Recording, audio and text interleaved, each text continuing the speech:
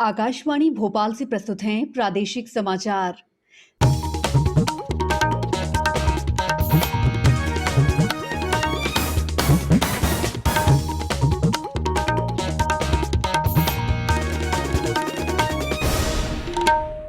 नमस्कार, समाचारों के साथ मैं दीपा सिंह। पहले एक अपील।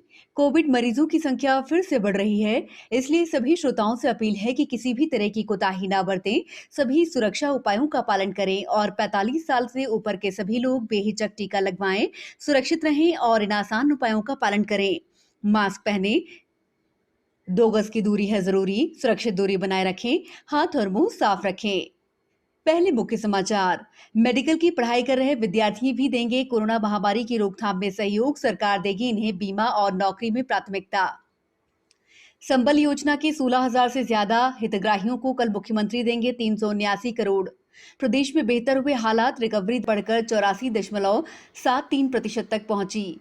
और मौसम के बदले मिजाज से गर्मी से मिली राहत, कुछ दिन और रहेगा ऐसा ही हाल। अब समाचार विस्तार से। प्रधानमंत्री नरेंद्र मोदी ने देश में कोविड स्थिति से उत्पन्न संकट से निपटने के लिए जरूरी मानव संसाधनों की आवश्यकता की आज समीक्षा की। बैठक में वरिष्ठ डॉक्टरों और शिक्षकों के पर्यवेक्षण में मेडिकल इंटर्न को कोविड प्रबंधन कार्य के लिए तैनात करने की अनुमति देने का फैसला भी किया गया। एमबीबीएस अंतिम वर्ष के विद्यार्थियों की सेवाओं का उपयोग फोन पर परामर्श और संक्रमण के हल्के लक्षणों वाले मरीजों की निगरानी जैसी सेवाओं के लिए किया जाएगा। अंतिम वर्ष के स्नातकोत्तर विद्यार्थियों की सेवाओं का उपयोग रेजिडेंट के रूप में पहले की तरह जारी रखा जा सकता है। इसी तरह बीएससी, जनरल नर्सिंग और मिडवाइफरी नर्सों की सेवाएं ली जा सकती हैं। कोविड प्रबंधन में सेवाएं उपलब्ध करा रहे व्यक्तियों को कम से कम 100 दिन की कोविड ड्यूटी पूरी करने के बाद आगामी नियमित सरकारी भर्ती में प्राथमिकता दी जाएगी। इनको सरकारी बीमा योजना की सुविधा भी दी जाएगी। ऐसे सभी प्रोफेशनल को 100 दिन की कोविड ड्यूटी पूरी करने के बाद प्रधानमंत्री का विशिष्ट कोविड राष्ट्रीय सेवा सम्मान भी दिया जाएगा। मुख्यमंत्री शिवराज सिंह चौहान कल अपराह्न 3 बजे मुख्यमंत्री जन कल्याण योजना संबल के अंतर्गत 16,844 हितग्राहियों को 379 करोड़ रुपए अनुग्रह सहायता का वितरण करेंगे। भोपाल से वे सिंगल क्लिक कर डीबीटी के माध्यम से हितग्राहियों के खातों में ये राशि जमा करेंगे। इस कार्यक्रम का लाइव प्रसारण प्रदेश भर में होगा। गुना जिले से जनपद पंचायत गुना के 4 हितग्राही और नगर पालिका गुना से 1 हितग्राही सहित कुल 5 हितग्राही इस कार्यक्रम में शामिल होंगे।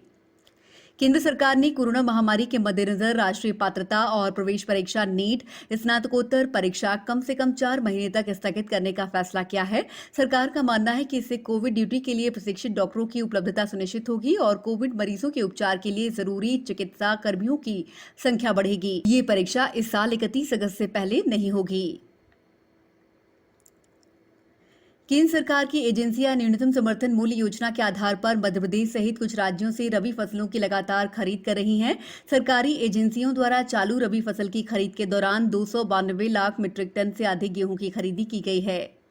पिछले वर्ष की इसी अवधि की तुलना में इस खरीद मौसम में एजेंसियों ने करीब 70% अधिक गेहूं की खरीदी की है। इससे लगभग 29 लाख किसानों को लाभ मिला है। समाचारों में वक्त है ब्रेक का।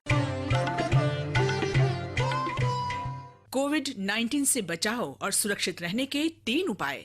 मास्क लगाएं, 2 गज दूरी है जरूरी, सुरक्षित दूरी रखें, हाथ और मुंह साफ रखें। ब्रेक के बाद समाचारों में आपका एक बार फिर स्वागत है। सरकार के कोरोना संक्रमण को नियंत्रित करने के प्रयासों के कारण राज्य अब देश में 14वें स्थान पर पहुंच गया है। पॉजिटिविटी रेट भी घटकर 20.20% और रिकवरी दर बढ़कर 84.73% हो चुकी है। इसी तरह प्रदेश में कोविड मरीजों के लिए बिस्तरों की संख्या बढ़कर 60,550 पहुंच चुकी है। अब तक 2 लाख से अधिक रेमडेसिविर इंजेक्शन की आपूर्ति और 2 मई को 484 मीट्रिक टन ऑक्सीजन भी प्राप्त हुई है। वहीं मुख्यमंत्री आज शाम 7:30 बजे कोरोना टीकाकरण पर बुधनी विधानसभा के नागरिकों को संबोधित करेंगे। उधर भोपाल संभाग कमिश्नर कवींद्र कियावत ने आज सीहोर जिले के नसरुल्लागंज ब्लॉक के गांवों का दौरा कर संक्रमण की रोकथाम के लिए चलाई जा रही गतिविधियों का जायजा लिया। शेड्यूल कमिश्नर राजीव शर्मा ने उमरिया जिला वासियों से कोविड-19 का टीका लगवाने की अपील की है। आगर मालवा में निजी अस्पतालों को निर्देश दिए गए हैं कि टाइफाइड के मरीजों की कोरोना जांच भी करवाएं और उसके मुताबिक ही मरीज का उपचार करें। खंडवा जिले के छैगांव माकन जनपद पंचायत के सभी सचिव और जीआरएस में सामूहिक रूप से 7 ऑक्सीजन कॉन्सेंट्रेटर देने की घोषणा की है।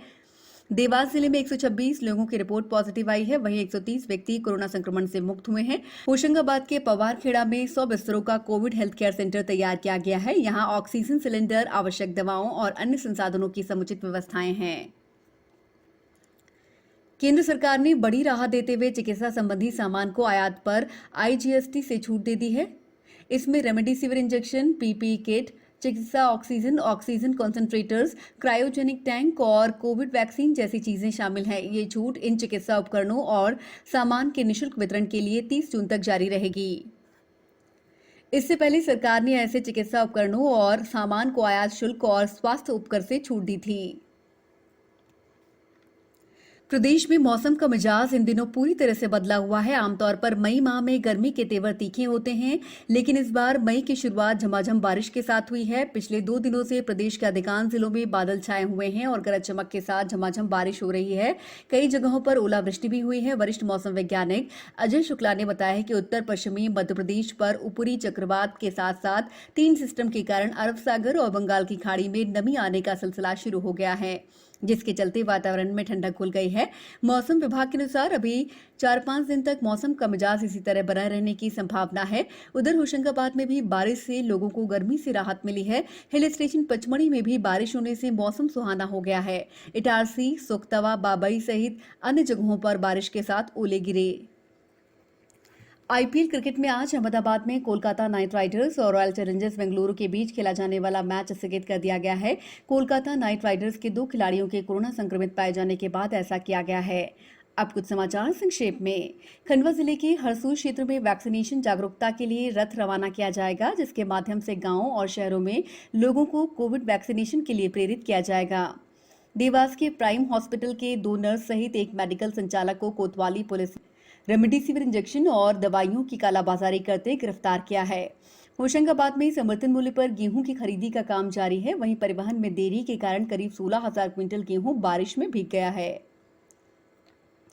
गुना में कलेक्टर ने सभी नगर पालिका अधिकारियों को निर्देशित किया है कि कोरोना कंट्रोल रूम चालू रखें और प्रभावित व्यक्ति को भोजन के लिए फोन आने पर 1 घंटे के भीतर भोजन पहुंचाएं। शहडोल जिले में कोरोना कर्फ्यू का उल्लंघन करने पर 15 लोगों के खिलाफ एफआईआर दर्ज की गई है। शिवपुरी जिले में कोरोना संक्रमण के प्रसार को रोकने के लिए नगरीय क्षेत्र में अधिक संक्रमण वाले विभिन्न वार्डों में क्षेत्र विशेष को बैरिकेडिंग कर सील किया गया है। बैतूल जिले में कलेक्टर ने आम लोगों से लॉकडाउन का उल्लंघन करने वालों या क्वारंटाइन होते हुए भी यहां-वहां घूमने वालों की जानकारी देने की अपील की है। इंदौर शहर में आज कोरोना कर्फ्यू के दौरान प्रोटोकॉल का उल्लंघन करने पर बैग निर्माण कारखाना, गोल्ड फाइनेंस कंपनी और किराना दुकान सहित 4 संस्थानों पर कार्रवाई की गई है। अंत में मुख्य समाचार एक बार फिर। मेडिकल की पढ़ाई कर रहे विद्यार्थी भी देंगे कोरोना महामारी की रोकथाम में सहयोग। सरकार देगी इन्हें बीमा और नौकरी में प्राथमिकता। संबल योजना के 16,000 से ज्यादा हितग्राहियों को कल मुख्यमंत्री देंगे 379 करोड़। प्रदेश में बेहतर हुए हालात, रिकवरी दर बढ़कर 84.73% तक पहुंची और मौसम के बदले मिजाज से गर्मी से मिली राहत। कुछ दिन और ऐसा ही रहेगा हाल। बुलेटिन के अंत में आप सभी से एक अपील, मास्क और 2 गज की दूरी, हाथ धोना भी है जरूरी। नमस्कार।